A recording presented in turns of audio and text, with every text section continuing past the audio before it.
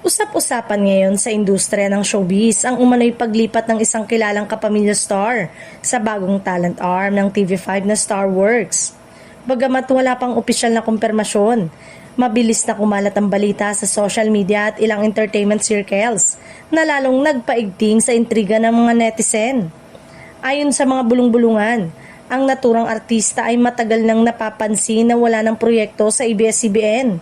Isa pa naman sa mga itinuturing na bankable star ng kanyang henerasyon. Dahil dito, marami ang nagulat sa posibilidad ng kanyang paglipat, lalo't kilala siya bilang isa sa mga loyal sa Kapamilya Network.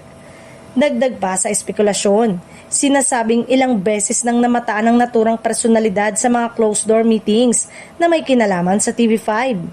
Hindi man malinaw ang detalye ng mga pag-uusap.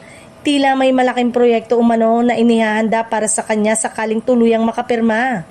Si Johnny Manahan na kilala sa paghubog ng maraming sikat na artista, ang sinasabing nasa likod ng pagbuo ng Starworks. Dahil sa kanyang track record, marami ang naniniwala na kayang-kaya niyang makahikayat ng malalaking pangalan mula sa iba't ibang network. Samantala, nananatiling tikom ang bibig ng kampo ng naturang kapamilya star. Wala ring inilalabas na opisyal na pahayag ang alinmang panig. Dahilan para lalo pang umingay ang issue at magdulot ng iba't ibang haka-haka mula sa fans at observers ng showbiz industry.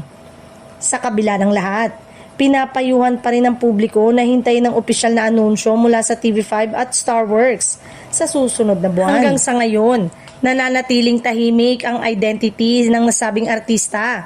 Isang misteryosong siguradong aabangan ng marami sa mga susunod na araw.